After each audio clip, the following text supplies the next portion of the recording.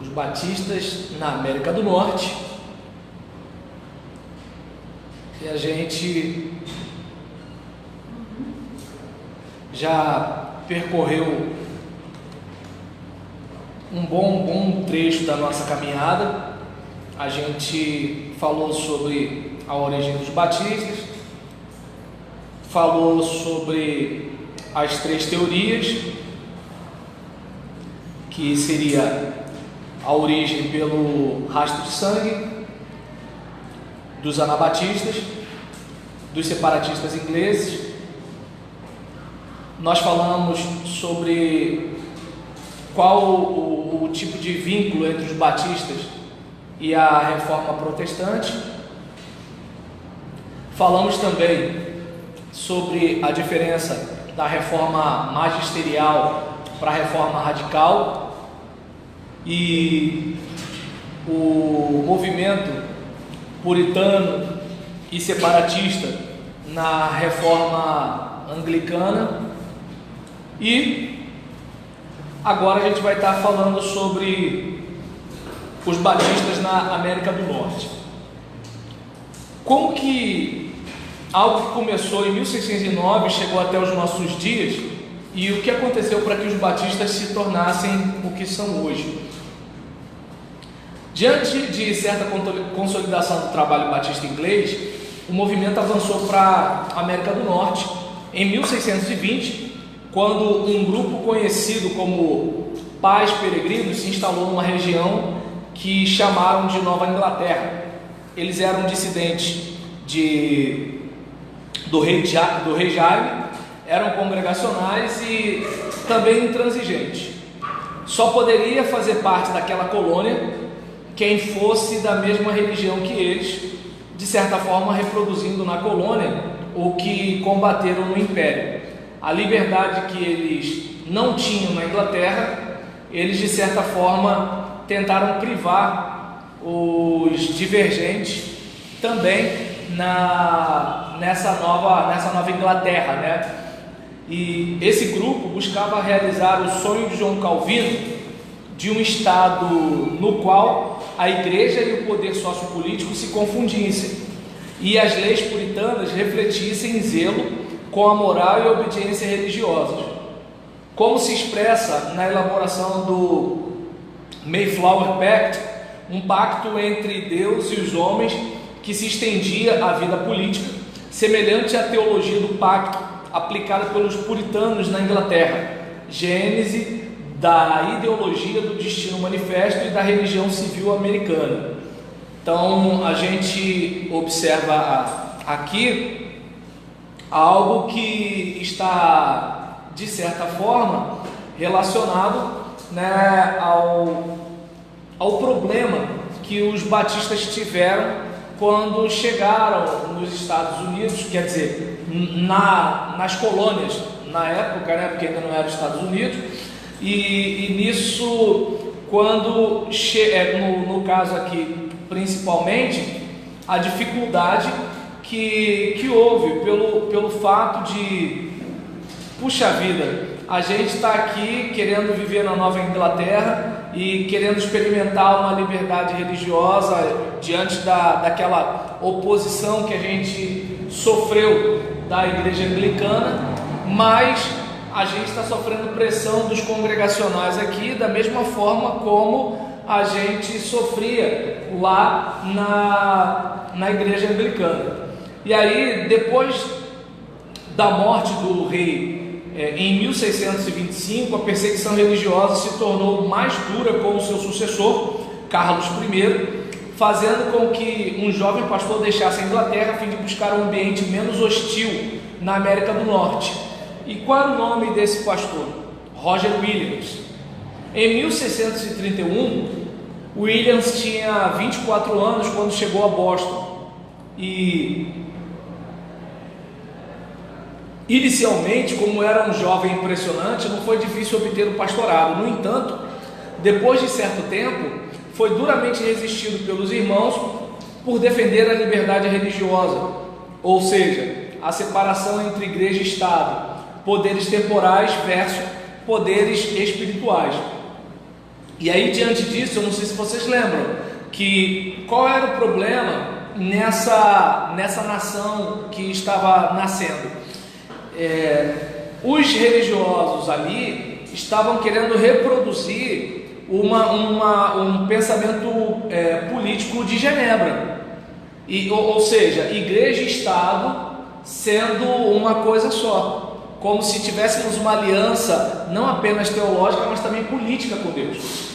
E aí, essa ideia de liberdade religiosa, separação de igreja e Estado, era como se fosse uma subversão à proposta que se queria instalar. E aí, Williams, ele entendia que um governo humano não tinha poder, ou não deveria ter poder, sobre a consciência das pessoas, considerando que não era competência do Estado infligir penas por faltas religiosas. Imagina, você não foi para a escola bíblica, você vai pagar uma multa, deu para entender? Ou então, você que vai para os cultos, você tem desconto nas compras no Shopping Grande Rio. Então, um tipo de situação que assim, é algo que para ele, armas e leis não transformariam pessoas em cristãos. Então,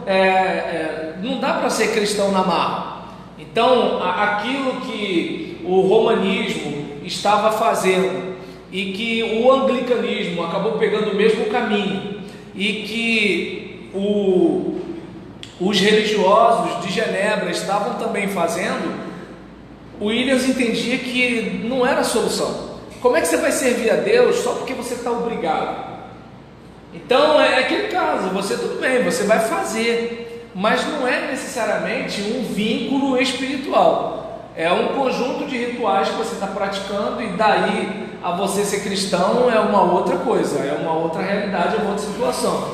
E aí, por exemplo, por causa dessa convicção que Roger Williams tinha, ele foi condenado ao banimento, sendo expulso no inverno rigoroso. Olha que legal, todo mundo crente, e em nome de Deus, por causa da fé, você vai passar um inverno rigoroso, banido, longe da gente, sem abrigo. Imagina, num lugar que tem neve, que o frio é terrível, eu, seu irmão de fé, falo o seguinte: já que você não concorda com o nosso jeito de crer, mete o pé daqui. E aí, a gente observa que ele foi expulso no inverno, mas a amizade que ele tinha com os índios lhe salvou desse sofrimento.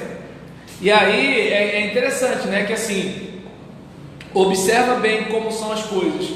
O índio, né, que é visto como um inferior, o pagão que você tem que alcançar, aquela pobre alma miserável, é aquele que dá uma resposta positiva, fraterna, né? E aquele que prega a salvação da alma tem uma postura totalmente diferente. Aí é claro, nessa situação, desculpa, eu estou sendo tendencioso, estou fazendo uma crítica aqui. E a gente observa, né, que ele, diante dessa situação, me deram um limão, eu vou fazer uma limonada com essa parada aqui. Então, o Williams aproveitou da situação e fundou uma colônia.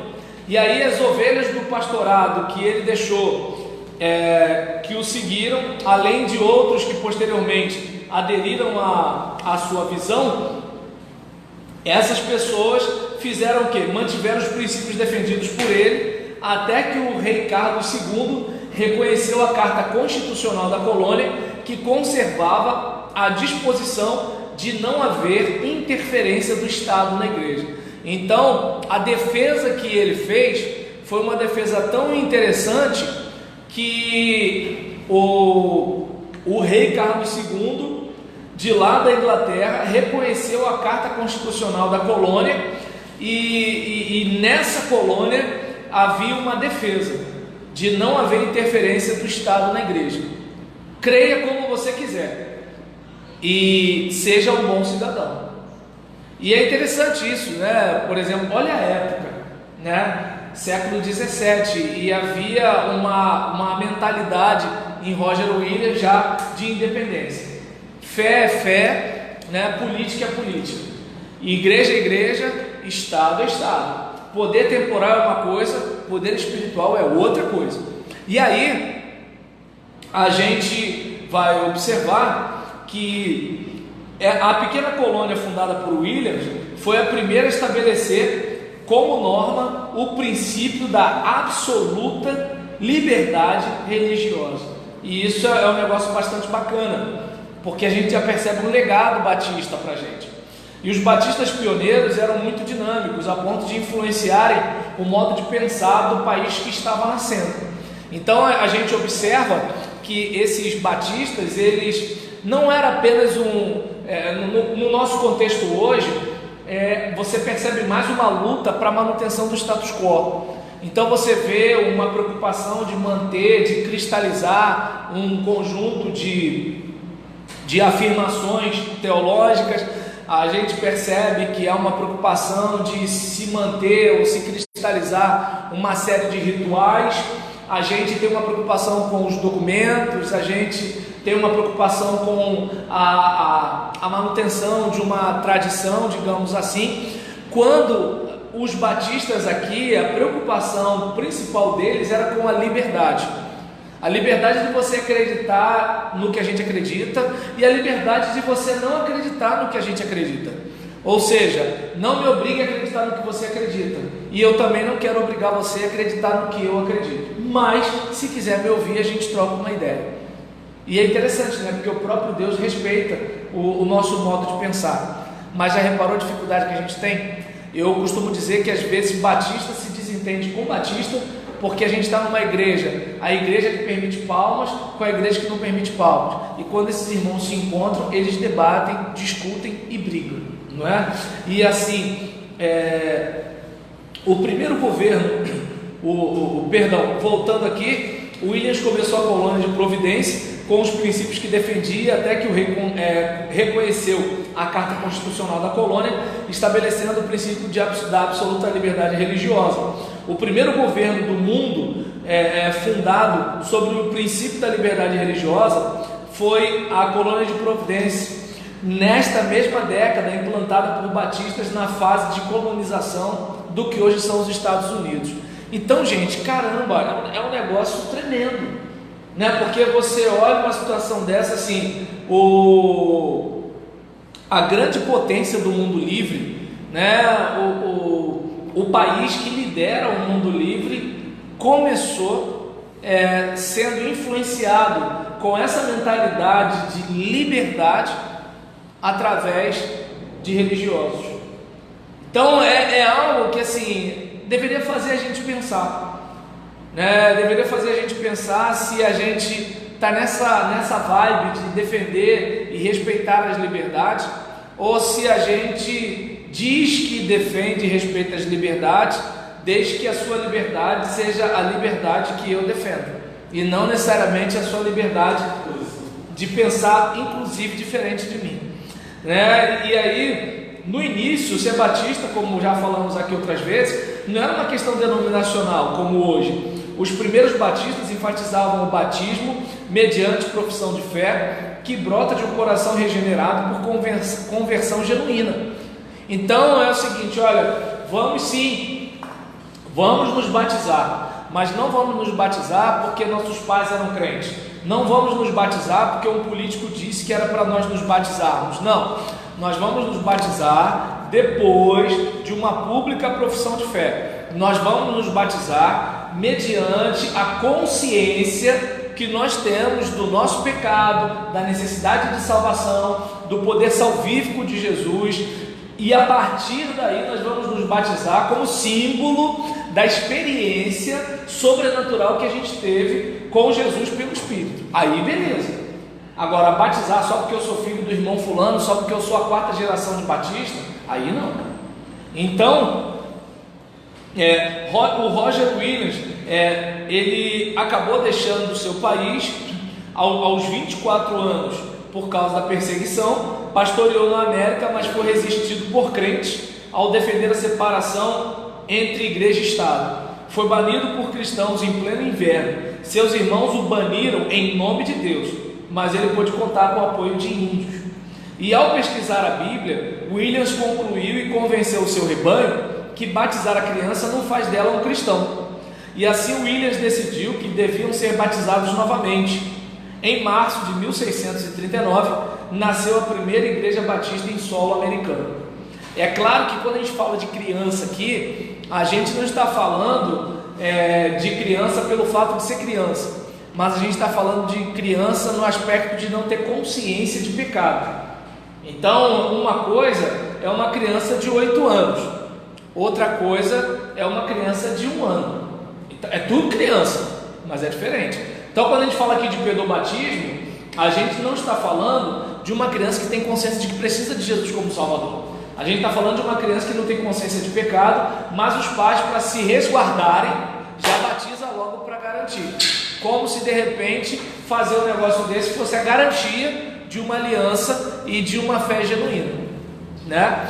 E aí, a gente, por exemplo, vai reparar que o Williams, ele tomou essa decisão de ser batizado novamente. Entretanto, ele deixou os batistas após desconsiderar a validade do seu batismo. Não considerava ter sido batizado por um ministro qualificado, e aí nisso Thomas Onley o sucedeu e a obra seguiu. E aí eu não sei se você percebe, assim como aconteceu com os batistas ingleses, acontece com os batistas norte-americanos, aquela mesma questão de assim, ter controvérsia em relação ao batismo, e os líderes principais, né, naquela insegurança em relação ao batismo que teve, e o auxiliar tem que tomar a frente, né, para a fila andar. E aí a gente, por exemplo, observa que o Williams plantou a primeira igreja batista americana. Há controvérsias. Tem outra igreja que reclama esta posição, fundada por John Clark, que veio para a América do Norte por problemas com Carlos I. Ela foi organizada desde 1648, com 15 membros, e foi pastoreada por Clark até o fim da vida dele. Esse John Clark foi à Inglaterra e conseguiu o reconhecimento da Carta Constitucional da colônia. Certa vez, ele e seu sucessor, Obadiah Holmes, foram espancados por discordarem do batismo infantil. Então dá para entender por que nós somos chamados de batistas, por causa da relevância que o batismo tinha. Não necessariamente, por exemplo, hoje tem batista que briga pela imersão. Não que eu não creia que o batismo seja imersão, mas a gente percebe que aqui os batistas nascentes não estão preocupados com a forma de batismo. Eles estão preocupados com a ministração do batismo. É com isso que eles estão preocupados. Eles não estão preocupados se a gente está batizando por imersão, afusão, aspersão. Eles estão preocupados se é um batismo de crente, se é um batismo mediante pública profissão de fé, se é um batismo que a pessoa, opa, peraí, eu reconheço que sou pecador, eu preciso de Jesus, eu entrego minha vida a Ele, e eu quero fazer do meu batismo como um sinal da minha aliança. E aí, nesse caso aqui, o que acontece? Imagina a cena, você apanhar, você levar uma coça, você ser espancado, porque você é contra o pedobatismo. Aí eu pergunto, pelo que a gente sofre como batista hoje? Eu sei que esse pessoal sofreu simplesmente por algo que podia, quer saber? Batiza aí, é só não acreditar. Não, eu tenho uma convicção, não vai batizar o meu filho, né? Não, a gente é contra o batismo infantil. E aí vai. E aí nesse caso, foram espancados, e como Obadiah não tinha dinheiro para pagar a fiança, foi mais espancado ainda e publicamente. Então observe bem a situação, né, que esses primeiros batistas passam, justamente por causa da convicção que eles tinham. Continuando, os primeiros batistas sofreram assim por causa de uma convicção. Por exemplo, Henry Dunster, primeiro presidente do Colégio Harvard, hoje a primeira universidade dos Estados Unidos, tinha um bom emprego até seu filho nascer e ele não batizá-lo por causa de suas convicções que, embora explicadas, não foram toleradas. Então, observa a cena, imagina, você tem um emprego e aí você vai lá, ganha seus 20 mil por mês e simplesmente porque alguém falou assim, porque nasce a criança, né? Aí é aquele negócio, né? Uma coisa que eu descobri depois do meu filho nascer, meu Deus, como existe palpiteiro nesse mundo? Eu passei palpiteiro, eu passei a minha vida toda com assim, o pessoal podia até falar de mim, mas falava na encolha. Mas depois que a Gisele engravidou, foi um tal de negro se meter, e branco também. Ah, mas isso, mais aquilo, mas não sei o que lá, e tal, tititi, né? E aí nisso, a Gisele, tadinha, ela fica até preocupada com esse negócio, né? Que às vezes, se eu pegar um vídeo e fizer assim, olá, gente boa, lá vem ele, né? Aí eu não faço, por quê? Porque ele vem do jeito que tá. Aí a mãe, mas e o cabelo, essa blusa, e não sei o que. Por quê? Porque às vezes numa postagem que você faz, aí chega essa criança tá muito tarde. Ou então o outro fala assim, mas essa blusa tá torta. E não sei o que lá, né? Então, aí diante de uma situação... Já não tem acesso. Não, é incrível. E aí, por exemplo, embora eu tô nem fora do Brasil, mas o filho não é só meu, né? Então a gente vai, reza na cartilha. E aí nesse caso, imagina a cena, nasceu o filho do cara, aí vem os palpiteiros, vai batizar quando? Vou batizar não. Vou batizar não. Como assim? Não vou batizar. Mas por quê? Aí vem todo o catecismo para explicar a situação. Mas não adianta, né? Porque as pessoas, elas, infelizmente, elas não acreditam apenas no fato, elas acreditam na versão que elas gostam, não é? Qual é a versão mais legal? É aquela situação, por exemplo, Marcos me chamou a atenção porque eu fiz uma coisa errada. A tendência é eu pensar assim, estava errado, merecia, me desculpe, não gostei da chamada, mas vou me esforçar para não tomar outra. Mas não, ele está mordido porque brigou com a mulher e quer descontar em mim. Entende? Então o que acontece? Você explica a situação, mas se a pessoa não quer aceitar a explicação, então não vamos esquecer que essa ideia de liberdade religiosa que a gente defende pra gente, mas às vezes a gente não respeita muito quando é a religião do outro, é que a gente não assume, né? Mas o Facebook está aí para provar. E aí a liberdade religiosa que você vê o pessoal do culto afro defendendo, a liberdade religiosa que você vê vários grupos religiosos defendendo, não era uma coisa comum nessas colônias, que estavam dando início ao que a gente conhece hoje como Estados Unidos da América. Então, o que a gente conhece hoje de mundo livre, não era bem mundo livre, né? E aí, a gente, por exemplo, vai reparar que ele chega e olha, não vou batizar não.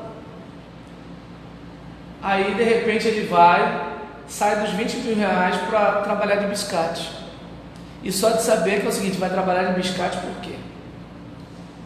Por causa de uma ideia, por causa de uma coisa que ele acredita. E assim, que caramba, por que o cara cismou com isso, gente? Deixa eu acreditar, o filho é meu. Isso é um absurdo. Você não pode acreditar desse jeito. E aí o que acontece? Um apanha, o outro perde um bom emprego, entende? E aí assim, nessa brincadeira, né, você vai ver, né, que assim as coisas vão acontecendo.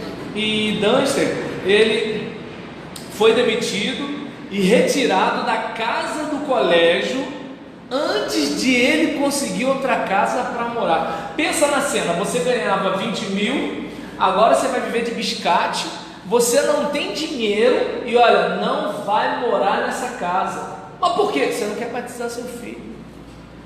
Mas é meu filho, não interessa.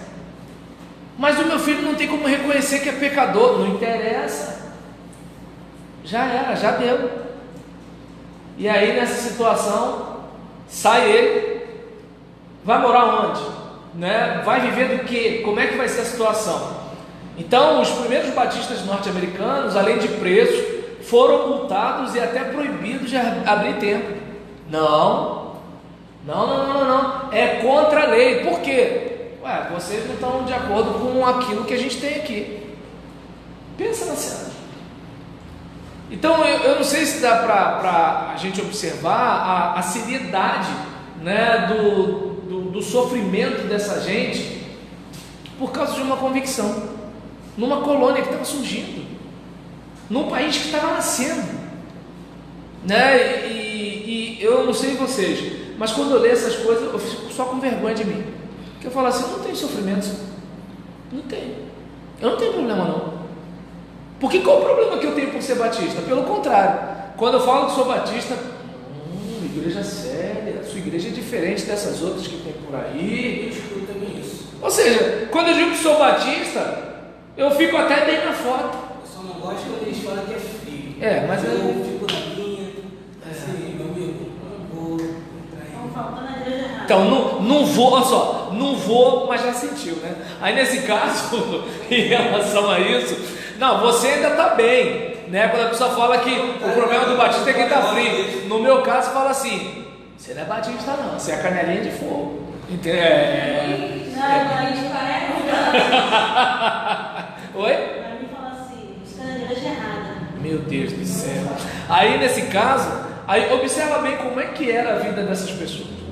E então, em 1707 foi fundada a primeira Associação Batista Norte-Americana, que votou a primeira confissão de fé, reproduzida de outra confissão, votada pelos ingleses em 1689.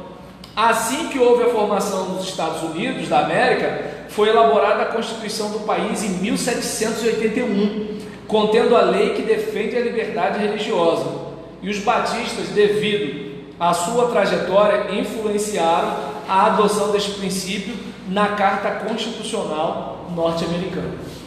Então, assim, eu olho para uma situação dessa, eu fico assim feliz de fazer parte de uma denominação que pode ter todos os seus problemas, mas que começa, apesar das imperfeições. Eu sei que assim a denominação não começou como céu, né? A gente teve um pouco de dificuldade, a gente viu aqui, tanto é que até para saber a origem, saber o início é um negócio meio confuso.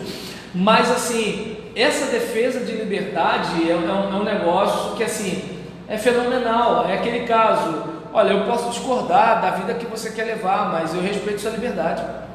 Você quer acreditar na cadeira de fogo do sétimo dia? O problema é seu. Eu não acredito. Está dando para entender? Se você quiser que eu diga porque eu não acredito, eu até digo. Mas você quer acreditar? Seja feliz, velho. Mas se você quiser saber por que eu não acredito, ou por que eu acredito no Deus invisível, eu posso te contar. Qualquer coisa eu estou aí. Sem aquele negócio de querer desqualificar a pessoa na internet, de fazer linchamento na internet, de ficar falando mal da pessoa com os vizinhos. Tá dizendo: não, mas também é um bruxo, é não sei o que lá e tal. Pelo amor de Deus. Tá entendendo? Assim, é aquele caso: Deus deu a vida para a pessoa, Deus não mandou um raio em cima da pessoa, Deus deixou a pessoa escolher a vida que está levando, e sou eu que vou me meter nesse negócio? Pelo amor de Deus, né? Então, aí a gente continua aqui, vendo, né, que em 1814 os batistas fundaram a Convenção Batista nos Estados Unidos para missões no estrangeiro, chamada Convenção Trienal. E essa convenção era chamada de Convenção Trienal por reunirem-se de 3 em 3 anos, mas acabou em 1845, porque os batistas do norte eram contrários à escravidão e a economia do sul era apoiada no trabalho escravo. E isso separou os batistas do norte e os batistas do sul.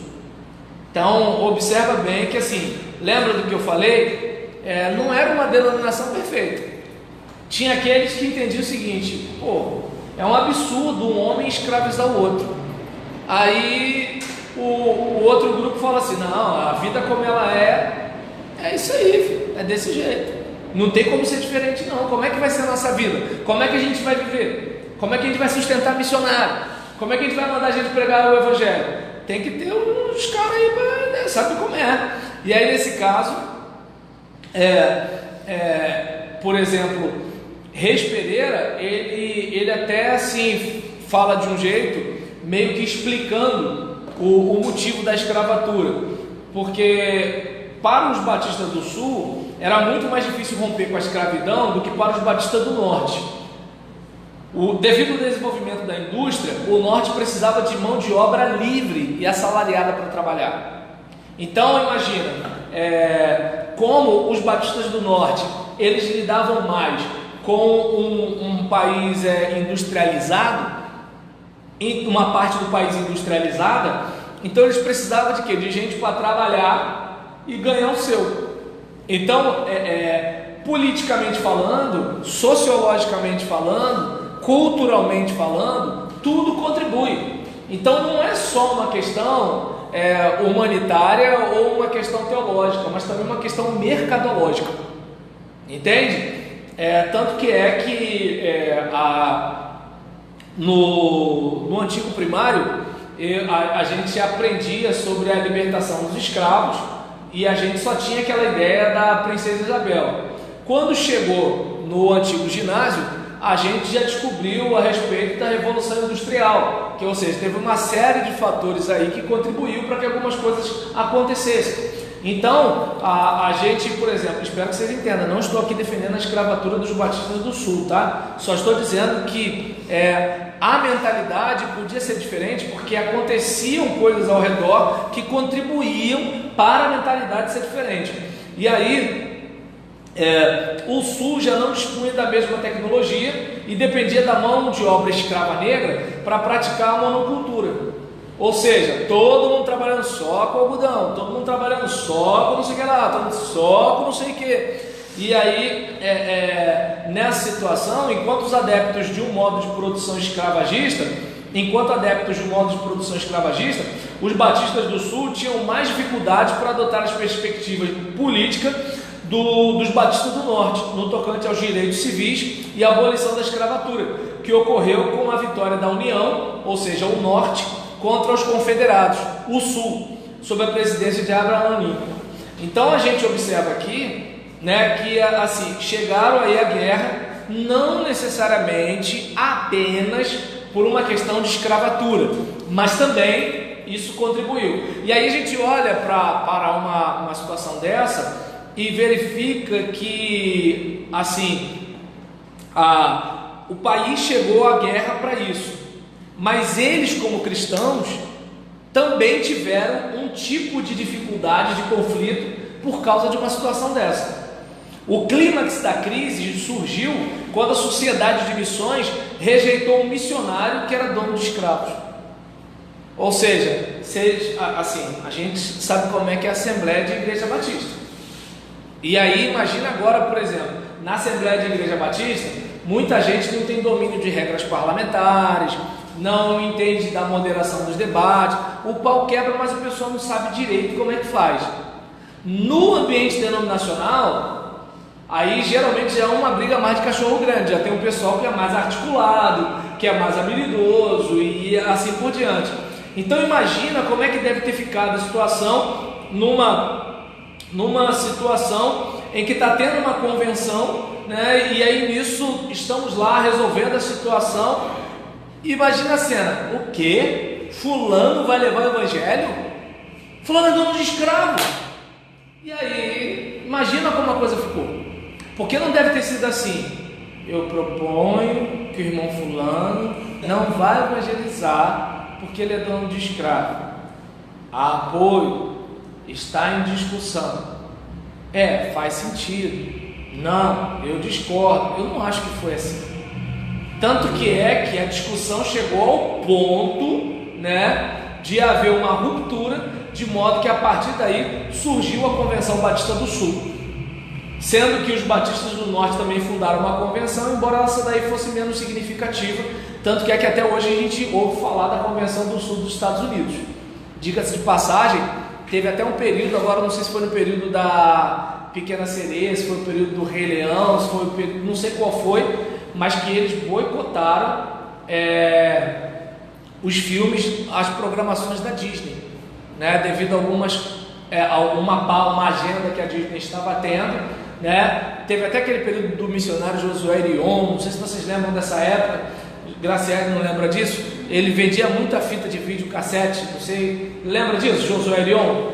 Falava da Disney, o Império Satânico, né, esse negócio assim, tudo e tal, você lembra? Então, aí nessa época aí, Tinha da Xuxa também. Pensei que era nova. Aí nessa situação, então, engana, né? Aí em relação a isso, a gente, por exemplo, observa aqui, né, que essa convenção é bastante expressiva e surge como? De cisma, de racha, né? A Convenção do Sul criou então a Junta de Missões Estrangeiras, chamada aqui no Brasil de Junta de Richmond, pelo fato de estar sediada na cidade de Richmond. Posteriormente, esta junta possibilitou o envio de missionários batistas ao Brasil, a começar 15 anos após a sua criação, pelo envio do missionário Thomas Jefferson Bowen, que desembarcou na cidade do Rio de Janeiro em 1860. É triste saber que algo assim aconteceu entre cristãos, né? É complicado você imaginar que assim, meu Deus do céu, os batistas eles tiveram um cisma por causa de escravo, né? Por causa de uma pessoa se sobrepor a outra, de uma pessoa usar a outra como se fosse mercadoria, como se fosse coisa, né? Só de pensar que uma pessoa discordou da outra numa situação como essa, isso deve ajudar a gente a pensar que existem celeumas que a gente tem hoje, que lá na frente talvez alguém diga assim, mas meu Deus, isso aqui está tão claro que isso estava errado, como é que o pessoal discutiu esse assunto? Ou então, meu Deus, que futilidade, que banalidade, como é que alguém brigou por causa disso daqui, né? Então, algo para a gente pensar em relação à história da gente. E aí, é importante a gente olhar que, apesar disso trazer tristeza, não deixamos de ser humanos, vivendo um terrível dilema cristão entre o real e o ideal, né? É aquele caso, tem muita coisa feia que acontece na igreja, mas eu não sei se dá para perceber, a igreja não é céu. Então, está todo mundo na igreja, de alguma forma, apertando um parafuso, tomando um medicamento, ajustando alguma coisa, né? Eu não sei se dá para perceber que todo mundo tem algum tipo de área para tratar. Então, é natural que a gente vacile, né? Então, se eu já falei isso para vocês, peço até que vocês me desculpem, mas eu preciso contar essa história de novo, né? Conta-se que 3 pastores estavam numa reunião de oração e um chegou e falou assim, olha, eu tenho um pecado aqui, eu queria confessar aqui para vocês e pedir que vocês orem por mim. Não, cara, tudo bem. Aí um botou a mão no ombro do outro, fala, rapaz, que isso acontece e tal.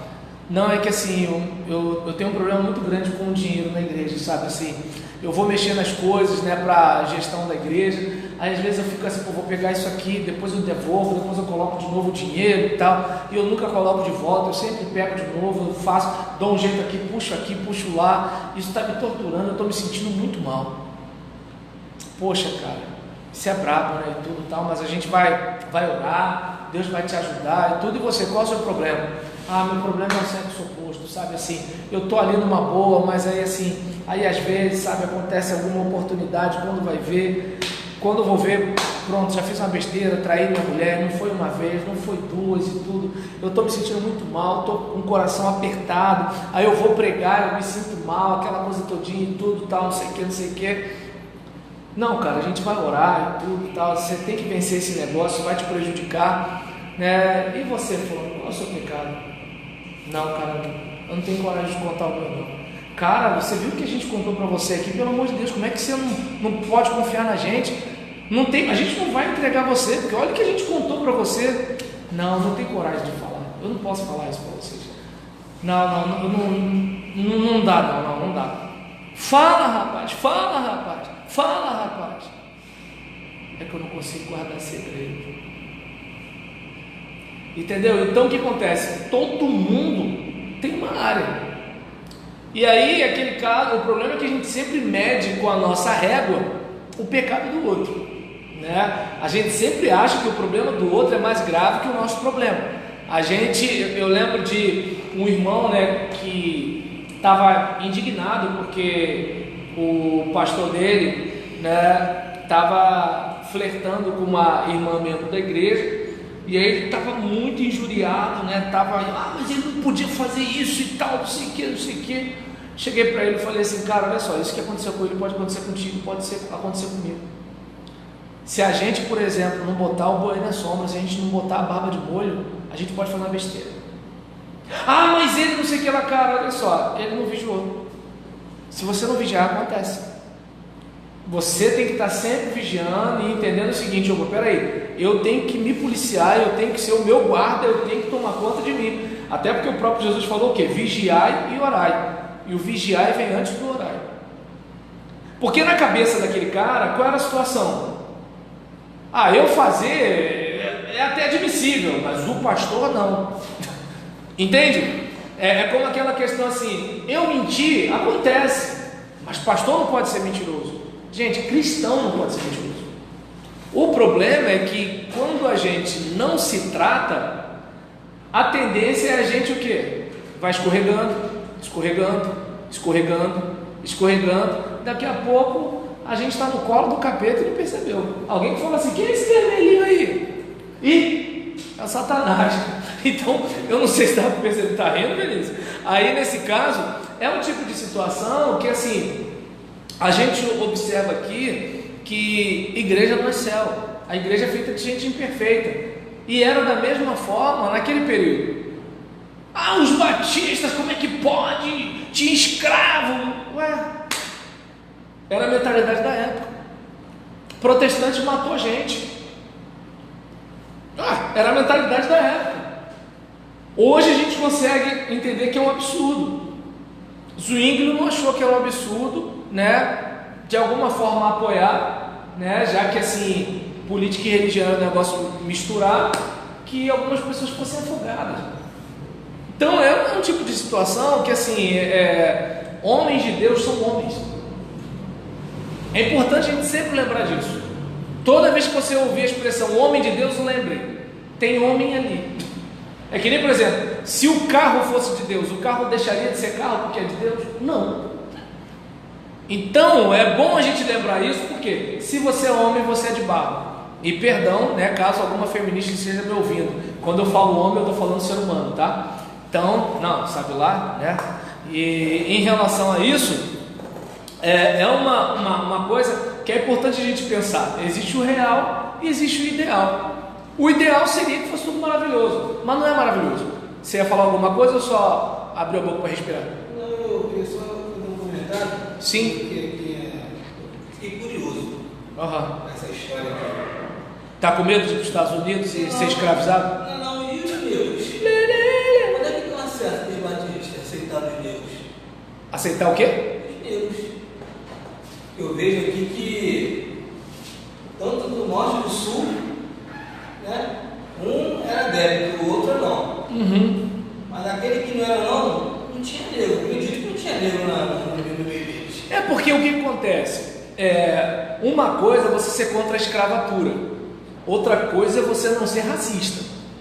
Por exemplo, hoje, se você observar, há igrejas batistas de brancos e igrejas batistas de negros, e há igrejas que são interraciais, mas assim, a cultura lá, por exemplo, aqui também existe racismo. A diferença é que o branco daqui é um clarinho, não é branco, tá dando para entender? É um branco tipo escravizaura, né? Não sei quantos assistiram a novela, que o problema dela era se alguém levantasse para ver a gengiva, né? E aí nesse caso, com Luciana, não conheceu Luciana Santos. Aí nesse caso, em relação a isso, não, Luciana Santos mesmo? Então tá bom. Aí, né? Não se sinta discriminada por parecer jovem, né? Então, hoje em dia o problema é ser velho, né? Aí, em relação a esse caso, eu não sei se dá para observar que assim, aqui no Brasil o racismo é um pouco mais velado. Hoje é menos velado por causa da internet. A Nossa Senhora dos Prints está aí para desmascarar um monte de gente, né? Gravou, já era. Isso a Globo não mostra. Agora, em relação aos Estados Unidos, antes da internet a gente já sabia que lá o negócio era mais brabo. Tanto que se você olhar um disco de música, você vai ver um casal. Se é negra, é negro com negra. Se é branca, é branco com branca. Dificilmente você vê um negócio interracial. Você vai ver um negócio ali, outro lá, mas assim, ainda hoje é difícil. Ainda hoje é difícil. Então, tudo indica que, obviamente, como seres humanos, devia haver racismo. Mas chegamos ao ponto, né, de assim, houve sim, né, igrejas batistas com negros e também igrejas batistas de negros. Deu para entender? Vamos pegar o exemplo do pastor Martin Luther King Jr., que conseguiu mobilizar as igrejas a não pegar ônibus por causa daquela situação da Rosa Parks, que ela mesmo estando cansada, sendo uma mulher, tinha que se levantar do banco para um branco sentar. Então, observa bem como é que é a situação. Então você vê que, assim, com todas as dificuldades, ainda assim houve uma mobilização. Aconteceu o sinal que o evangelho chegou ao negro também, sendo que, observa bem a diferença do que acontece com o cristianismo nos Estados Unidos e o cristianismo no Brasil. Os negros aqui, eles foram obrigados a serem cristãos. Então, o que eles fizeram? O sincretismo. Está lá a estátua de Santa Bárbara, está lá a estátua de São Jorge, está a estátua de não sei o que lá, e debaixo daquela estátua, ou no imaginário daquela pessoa, ele está se devotando a uma outra divindade. Entende? E aí o que acontece? Uma outra entidade, né? Porque no caso, o santo para o católico não é Deus. Aí nesse caso, eu não sei se dá para perceber que assim, nos Estados Unidos, devido a essa questão da liberdade, o negro ele teve uma levada diferente, né? Porque assim, digamos, ele acaba tendo a possibilidade de escolher um credo. E no caso, por exemplo, aqui no Brasil, a gente foi começando a ter um pouquinho mais de liberdade com o advento dos imigrantes. Por quê? Porque assim, antes dos imigrantes era um pouco mais difícil, mas você não vai abrir mão. Poxa, vamos pensar, os alemães estão chegando, eles têm a religião deles, mas eles podem contribuir tanto para o embranquecimento do país depois da escravatura, né? Os italianos a mesma coisa, os norte-americanos a mesma coisa, e os ingleses, ou seja, está chegando gente da Europa e da América do Norte para cá, né? E a gente vai dizer que eles não vão, então vamos fazer um acordo aqui. Mas agora, no caso dos Estados Unidos, os próprios cidadãos, eles já tinham isso.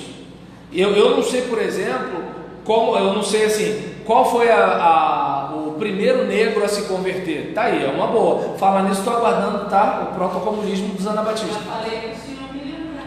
Ah, beleza. É porque eu entrei no negócio do arminianismo. Eu falei que eu tinha fonte. Eu falei que uma vez, quando fiz um trabalho, eu pesquisei em algum lugar. Eu posso procurar. Isso, não, é isso mesmo, é isso mesmo. Até porque a gente pode lembrar das coisas e não lembrar a fonte. Relaxa, que é isso. Aí, quanto a esse caso, perdão se eu passei outra coisa, tá? Aí, em relação à situação, eu não sei se dá para a gente reparar que diante desse quadro aqui, a gente assim tem uma situação em que, devido a uma questão desumana, conseguiram entrar em cisma sem nem ao menos assim, vamos começar do zero, vamos ficar mais pobres, mas não vamos romper a nossa aliança por causa de uma situação como essa, né?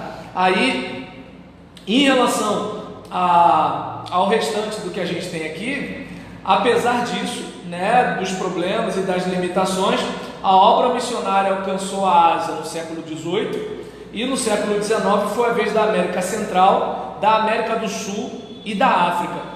E foi assim que a fé batista caminhou até chegar ao Brasil. É importante, porém, registrar que os imigrantes norte-americanos sulistas que formaram colônias no Brasil, como a de Santa Bárbara do Oeste, saíram de sua terra depois de serem derrotados na Guerra Civil entre os estados do Norte e do Sul dos Estados Unidos. Eu não sei se você lembra do que a gente falou agora há pouco, né, em relação à questão da briga, né, da União contra os Confederados, em que a Guerra Civil Americana ou Guerra da Secessão foi um conflito armado travado entre os estados do Sul e do Norte dos Estados Unidos. E o conflito começou em 12 de abril de 1861 e só teve fim no dia 22 de junho de 1865. Imagina 4 anos de guerra, gente. Imagina a situação, né? E aí, esses derrotados vieram para cá para o Brasil, confederados, escravocratas, em sua maioria agricultores, e deixaram sua terra natal e se fixaram na colônia de Santa Bárbara do Oeste, a fim de recomeçarem suas vidas despedaçadas pela guerra em uma nova terra que ainda permitia a escravidão. Então a gente vai observar o seguinte: opa, peraí, a gente está numa terra que a gente ainda tem a possibilidade de continuar o nosso negócio. Então eu não sei se dá para perceber que assim é complicado você olhar para algo e perceber que assim, caramba, eu estou indo para o Brasil, eu vou começar uma nova história, mas assim, eu estou indo para um lugar onde eu posso continuar com o meu negócio. Então eu não sei se dá para perceber, né? Eu costumo até brincar falando, né, que claro que historicamente seria complicado isso acontecer, mas se de repente, né, de um modo ficcional aqui, elaborando com meus botões, se nós tivéssemos sido evangelizados por missionários batistas negros, talvez a gente não tivesse tanta celeuma em relação a algumas questões da musicalidade, né? Então a gente, por exemplo, as questões litúrgicas, como você falou, que as pessoas dizem que o batista é frio. A questão não é que o batista é frio, a liturgia não é uma liturgia que apela para as emoções, é só isso. Porque o que acontece? Você ser avivado não tem a ver com você fazer um barulho, com você chorar ou com você aumentar a intensidade da voz. Você ser avivado tem a ver com você se consagrar a Deus, você se dedicar a Deus. Ou seja, você pode ser pilantra tradicional e pode ser pilantra pentecostal. Você pode ser uma pessoa consagrada tradicional e você pode ser uma pessoa consagrada pentecostal. Entende? A forma de cultuar é que pode ser diferente. Como assim? Bater palma, falar aleluia, né?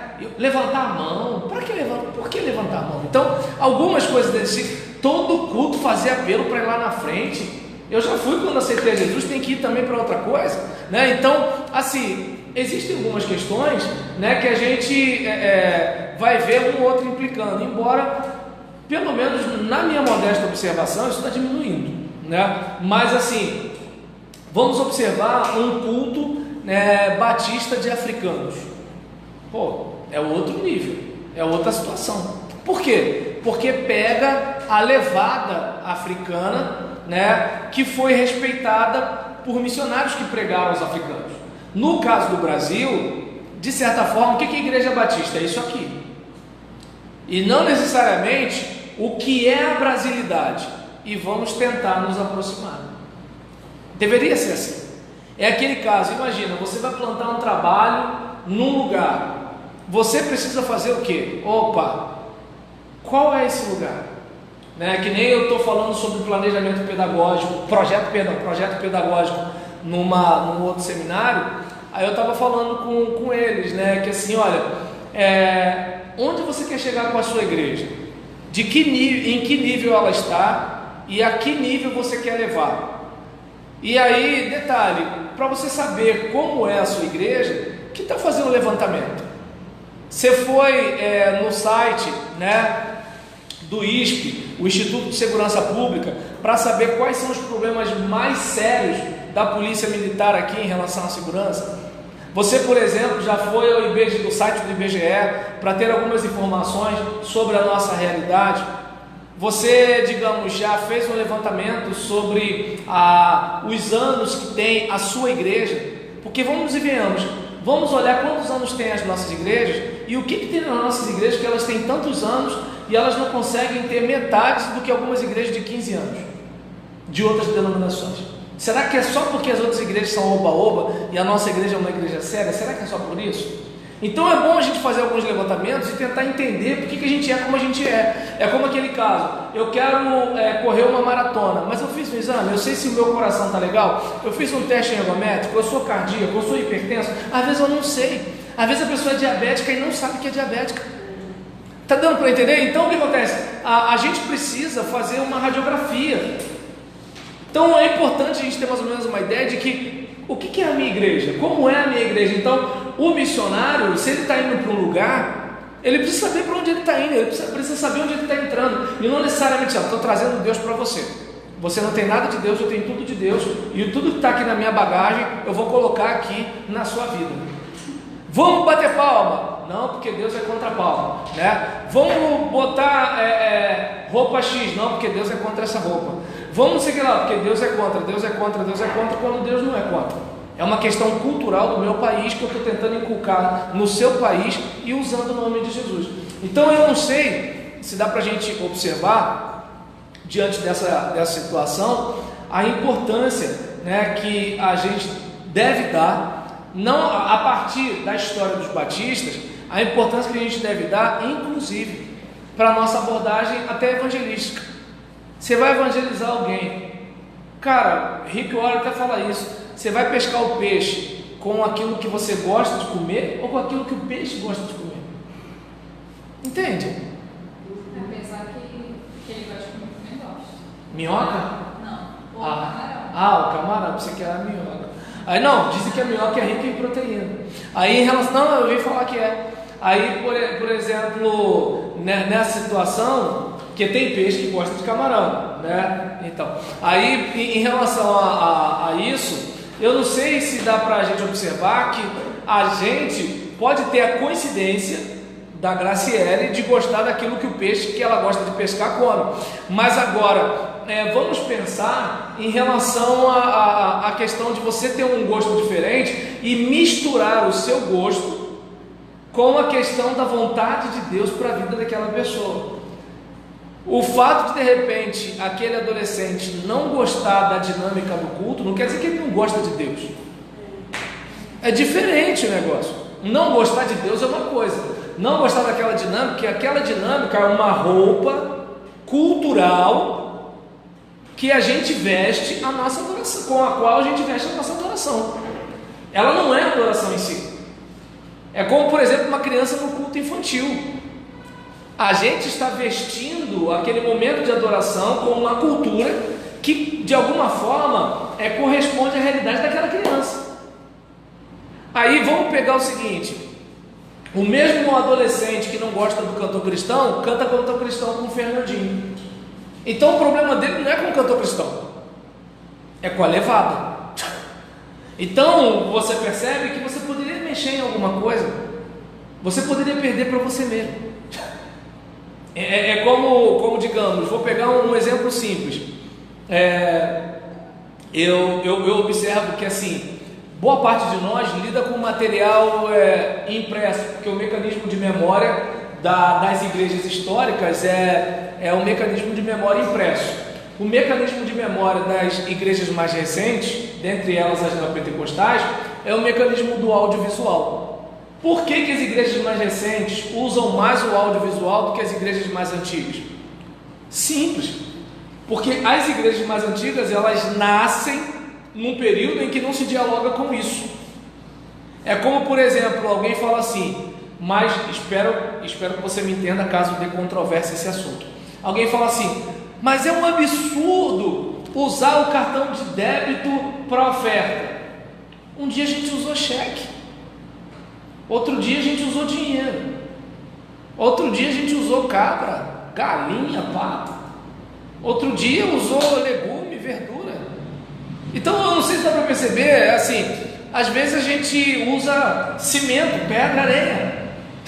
Então, não sei se dá para perceber que assim, o modo de ofertar não quer dizer necessariamente se a gente está ofertando, quer dizer, o modo não, aquilo com que a gente oferta, né, é só como eu posso dizer, um jeito de ofertar.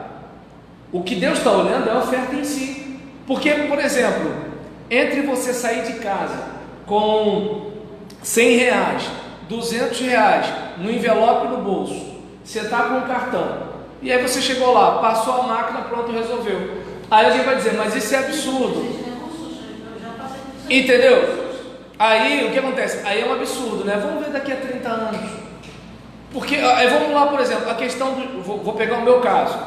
Eu cansei de fazer minha contribuição de dízimo online, e aí nisso pegava o comprovante, botava no envelope e colocava no gasofilácio.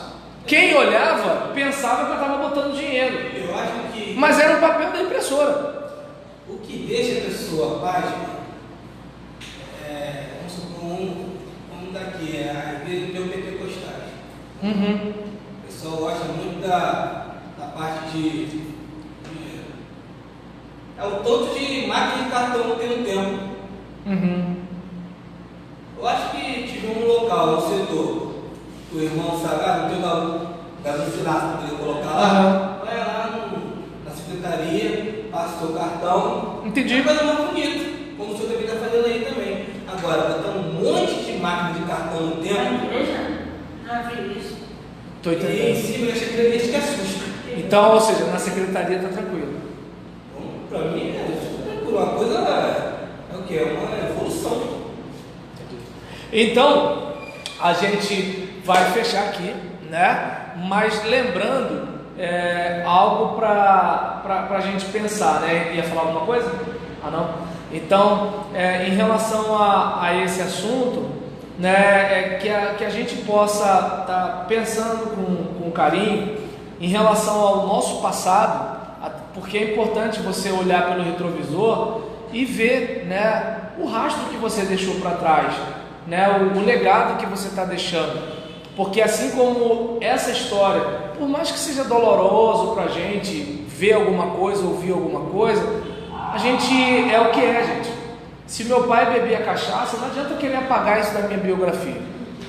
Aconteceu, meu Deus do céu, entendeu? Se eu de repente, né, dançava o Tchotchomere, fazer o que? Fez parte, é minha vida, meu passado me condena. Não conheceu não? O certo é Exaltomeric, né? Mas a gente falava Tchotchomere. E aí nesse caso, o que acontece? Diante dessa situação, eu não sei se dá para perceber, só para vocês rirem, não era para eu rir não. Mas em relação a isso, eu não sei se dá para perceber que assim, passou, gente, aconteceu. E aí eu olho para trás e quero aprender com os meus erros, entende? Não é porque lá atrás os protestantes mataram que a gente vai matar. Não é porque os batistas no passado foram escravocratas que a gente vai ser. Não é porque alguns batistas norte-americanos eram extremamente racistas que a gente vai ser. Não é porque alguns batistas brasileiros eram maçons que a gente vai ser. Entende? Não é porque tem gente fria na nossa igreja que a gente vai ser. Mas a gente tem que aprender com a história. Porque a história é uma demonstração de que se aconteceu, pode acontecer de novo. Se aconteceu, significa que nós temos o potencial para isso acontecer mais uma vez. Então é sempre bom a gente ficar ligado. Podemos encerrar? Tem problema? Porque eu não estou com a campainha. Podemos? Então, gente, vão com Deus, vão na paz e não pequem mais se conseguirem.